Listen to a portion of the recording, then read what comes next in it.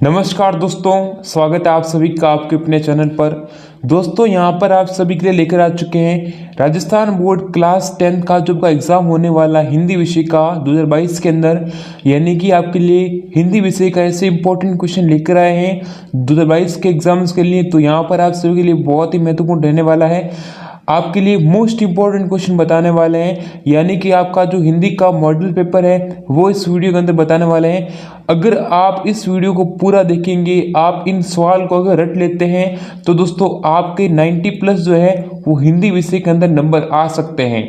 तो दोस्तों वीडियो को पूरा देखना और चैनल को सब्सक्राइब नहीं कर रखा है तो चैनल को सब्सक्राइब करें और नोटिफिकेशन बेल को प्रेस करें, जिससे कि आपको दोस्तों ऐसे इंपॉर्टेंट क्वेश्चन मिल सके और आपको वीडियो का नोटिफिकेशन सबसे पहले मिल सके। ठीक है, यहाँ पर आप सभी देख सकते हैं कि आपका जो पेपर है वो 80 नंबर का होने वाला है। समय आपके लिए देखिएगा 2 घंटे और 45 मिनट। ठीक है, अब की बार समय को घटाया गया है, पहले 3:15 होता था। ठीक है ना, यहाँ पर आप सभी देख सकते हैं कि आपके लिए जो है परीक्षार्थी के लिए सामान्य निर्देश दे रखे हैं।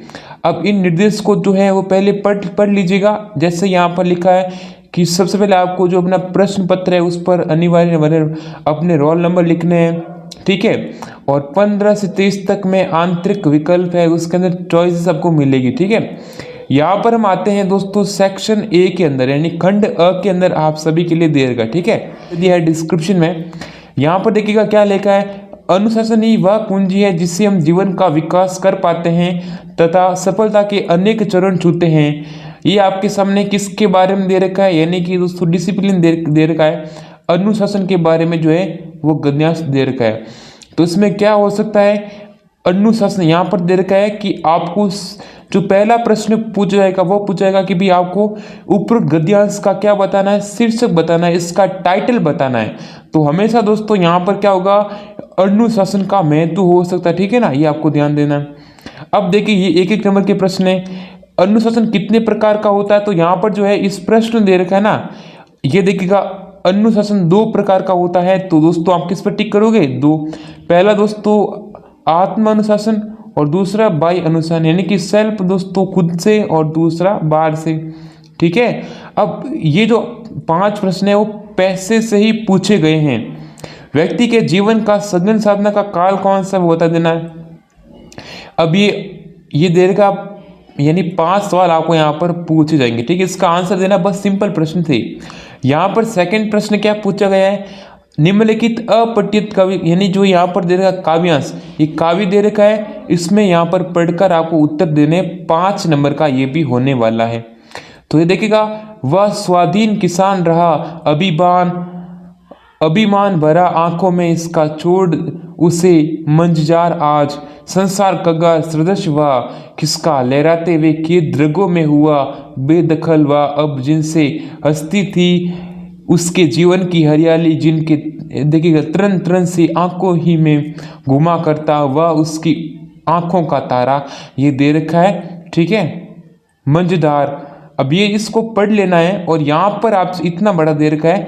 अब इनके यहाँ पर आपको प्रश्न देखेंगे, उपरोक्त काव्यांश का उचित शीर्षक क्या है। अब ये किसकी पीड़ा का वर्णन किया गया है। अब पूरा सॉल्यूशन दोस्तों मैं आपको नेक्स्ट वीडियो के अंदर बताने वाला हूँ। इस पेपर का सॉल्व पेपर, यानी कि पूरा जो सॉल्यूशन है वो मैं अपने चैनल पर अपलोड करने वाला हूँ। तो आप चैनल को क्या करें, सब्सक्राइब कर लें, नोटिफिकेशन बेल को प्रेस कर लें, जिससे कि आपको नोटिफिकेशन जो है मिल सके। ठीक है, ये देखिएगा आंखों का तारा, इसका जो है ये क्या होता है, ये मुहावरा है। इसका अर्थ क्या होता है, अत्यधिक यानी प्रिय होना। ठीक है, इस प्रकार से यहाँ पर आप सभी देखते हैं कि काव्यांश में वर्णित पीड़ित वर्ग, ये देखिए इसका पूछा गया। अब यहाँ पर आपके सामने 11 प्रश्न क्या पूछा गया है, माता का अंचल कृति के रचनाकार कौन है। माता का जो अंचल है उसकी जो रचनाकार है वो किसने लिखा था। 4 ऑप्शन दे रखे हैं, एक ऑप्शन को टिक करना है। जॉर्ज पंचम की नाग कहानी का उद्देश्य क्या, ये आपकी टेक्स्ट बुक से ले रखा, किताब से ले रखा। ठीक है, उसको ध्यान से पढ़िएगा। यहाँ पर आप सभी के दे रखा है कि रिक्त स्थान की पूर्ति करना है, 6 नंबर का प्रश्न है, यानी कि खाली जगह को भरना है, फिल इन द ब्लैंक्स वाले प्रश्न है। भाववाचक संज्ञा की रचना मुख्य किस प्रकार से होती है, सर्वनाम कितने प्रकार के होते हैं, शब्द जो किसी वस्तु पदार्थ या जगह की मात्रा नापतोल को बोध कर लेते हैं कौन से होते हैं। मतलब ये ग्रामर प्रश्न से लिया गया। ठीक है, अब देखिएगा पूरा सॉल्यूशन दोस्तों नेक्स्ट क्लास के अंदर मैं आपको प्रोवाइड कराने वाला हूँ, ठीक है, यानी PDF। निम्नलिखित अति लघुचात्मक प्रश्नों के उत्तर देने हैं, प्रत्येक प्रश्न के लिए उत्तर सीमा यानी कि 20 शब्द है, ठीक है ना। संधि एवं संयोग में क्या अंतर है, समास की परिभाषा लिखना है, तिल का ताड़ बनाना, मुहावरे का अर्थ लिखना है। मुहावरे के प्रश्न जो है दो देखे जा सकते हैं और लोकोक्ति का प्रश्न एक आएगा, ठीक है। चश्मे वाले लोग, अभी मुहावरा जो है वो आपको एक जो है गद्यांश से भी पूछा जा सकता है, जैसे अभी पूछा ना, गद्यांश से भी एक आ सकता है, गद्यांश या पद्यांश में से भी एक मुहावरा पूछा जा सकता है। आ भले तो जग भला, लोकोक्ति का बताइए, ठीक है। चश्मे वाले को लोग कैप्टन क्यों कहते थे, सभी जो है एक नंबर के प्रश्न है, यानी कि 12 नंबर आप इसमें अटेंड कर सकते हैं। एक कहानी, ये भी रचना में मनु भंडारी के साथ साथ और किसका व्यक्तित्व उभर कर आया है। सुशील वाद्यों से क्या अभिप्राय है, उद्धव के व्यवहार में किसकी तुलना किससे की गई है। रामकृष्ण जो परशुराम, ये दोस्तों वेरी इंपॉर्टेंट है, ये जो किस रामचरितमानस के किस काव्यांश किस कांड से लिया गया है दोस्तों, 2018 के अंदर इसका प्रश्न पूछा गया था, तो अब की बार भी चांस है कि हाँ ये प्रश्न जो है पूछा जा सकता है, ठीक है। उत्साह, ये देखिएगा ये आपकी सिर्फ किताब के अंदर दे देगा, ठीक है, जो आपकी यात्रा वृतांत वगैरह है उससे देखिएगा, ठीक है। आगे बात करते हैं खंड ब के अंदर। खंड ब के अंदर किस तरह से प्रश्न पूछे जाएंगे, यहाँ पर देखिएगा 40 शब्द के अंदर आपको जो है आंसर देना है। सब जो है 2-2 नंबर के प्रश्न होने वाले हैं, 4 से लगाकर 16 तक। जैसे दोस्तों हवलदार साहब को दूसरी बार देखने में मूर्ति में क्या अंतर दिखाई दिया, ठीक है। बाल गोविंद जो है भगत किस प्रकार के व्यक्तियों के अधिक स्नेह का पात्र मानते थे और क्यों, मतलब सभी जो है किताब से लिए गए, तो आप इनको अच्छे से पढ़िएगा। किताब वाले जितने प्रश्न हैं उसको अच्छे से याद कर लीजिए, ठीक है ना। दुआ नामक छंद के जो लक्षण बताने हैं, कन्यादान की कविता में अपनी माँ अपनी बेटी को क्या सीख दे रही है उसके बारे में भी आपको लिखना है, ठीक है। सूरदास जी ने उद्धव और कमल पत्र में क्या समानता बताइए।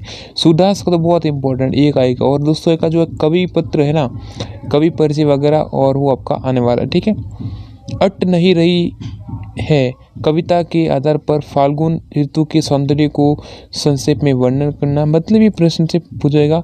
और मनु भंडारी का जीवन और वक्त यानी कि जीवन व कृतित्व जो संक्षेप में बताने, मैंने आपको बताया था कि जीवन परिचय आ सकता है, ठीक है, कवि परिचय आ सकता है, और जितने भी आपके जो लेखक हैं उनके भी प्रश्न पूछे जा सकते हैं। या तो आप दोस्तों ये देखिएगा यहाँ पर क्या है, मनु भंडारी का कर सकते हैं, या फिर अथवा के अंदर देर का है राम वक्स बेनीपुरी, इसका भी कर सकते, दोनों में से एक जो है आपको करना रहेगा, ठीक है। दोनों में से जो है एक करना है, या तो आप कभी इसको कर सकते हैं, ठीक है, तो ये आपके लिए वेरी इंपॉर्टेंट है।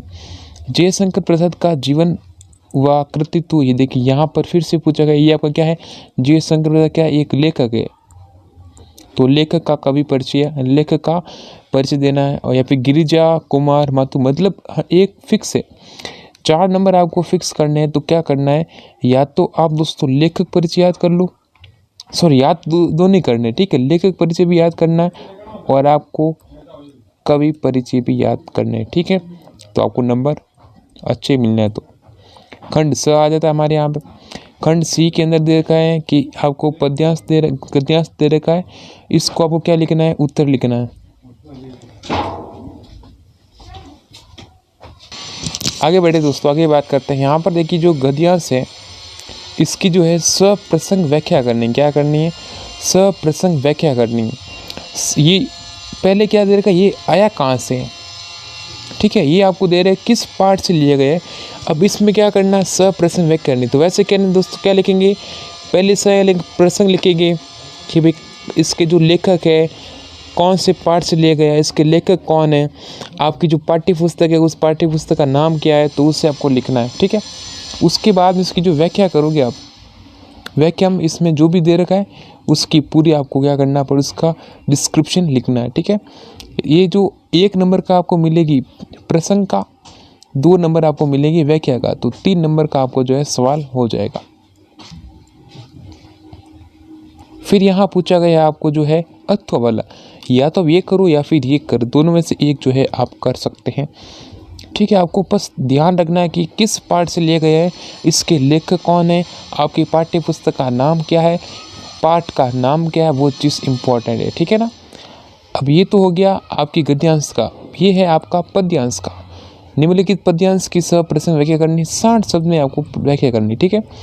1 नंबर का आपका प्रश्न का ये जो पद है वो कहाँ से लिए गए हैं, किसी किताब से लिए गए हैं, कौन इसके लेखक है, पाठ का नाम क्या है, वह सभी चीज़ आपको पता होनी चाहिए। ठीक है।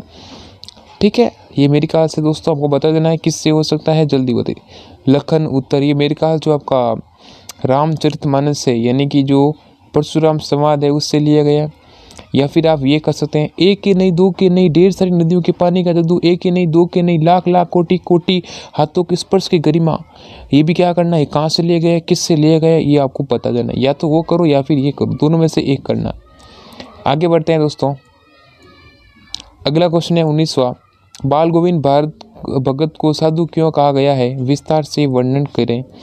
ये अत्व वाला दे रखा है, या तो ये करना या फिर ये करना। नवाब साहिब ने अपनी खानदानी रईस होने का भाव किस प्रकार स्पष्ट किया है, ये आपको बताना है। गोपियों के द्वारा हमारे हरील की लकड़ी, ये दोस्तों वेरी वेरी इंपॉर्टेंट। 11वीं क्लास के अंदर, सॉरी 12वीं क्लास के अंदर था ये। ठीक है। हमारे हरील की लकड़ी। ठीक है। कहने का तात्पर्य क्या है, या फिर ये करो या फिर उत्साह कविता का केंद्रीय भाव लिखना है। अब आते हैं दोस्तों खंड द के अंदर, और निम्नलिखित में से ये जो 300 से 350 शब्द के अंदर आपको क्या करना है, एक सारगर्भित निबंध लिखना है। जैसे राष्ट्रीय एकता है, या फिर अब ये देख राष्ट्रीय एकता लिखा, इसके अब जो है ये हिंट दे रखे प्रस्तावना है, राष्ट्र के लिए एकता है, एकता के लिए अधिक उपसना दे रखा।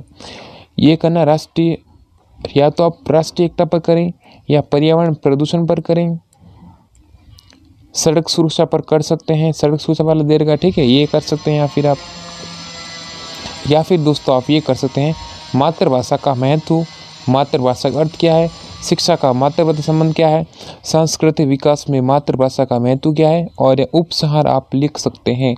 चारों में से कोई एक करना है। आपको कितने नंबर मिलेंगे, यानी कि इसके 4 नंबर आपको मिलेंगे। आपका नाम गौरव है, आप विद्यालय की क्रिकेट टीम के कप्तान हैं। विद्यालय में अधिक खेल सामग्री मंगवाने के लिए प्रधानाचार्य को क्या करना है, प्रार्थना पत्र लिखना है 300 शब्द के अंदर। या फिर दोस्तों एक जो है एक पत्र लिखना, एक लेटर लिखना, कोरोना वायरस संक्रमण से बचाव हेतु कौन कौन से उपाय है। ये तो दोस्तों कोरोना वायरस अभी चल रहा है तो इसका इम्पोर्टेंट है, ये तो आएगा ही दोस्तों, इसको मार्क करके रखना आएगा दोस्तों। 23वां प्रश्न है, यहाँ पर आपको जो है एक विज्ञापन यानी कि एडवर्टाइजमेंट तैयार करना है। एडवर्टाइजमेंट आपको लिखना है, आपका मित्र फूलों से बनी वस्तुओं गुलदस्ता यानी कि आदि की यानी बिक्री बढ़ाना चाहता है, उसको यानी बेचना चाहता है, तो किस प्रकार उसकी बिक्री में वृद्धि हो सकती है बता देना। यहाँ पर आपको विज्ञापन दोस्तों 4 नंबर का है, यानी कि एडवर्टाइजमेंट बहुत इंपॉर्टेंट है।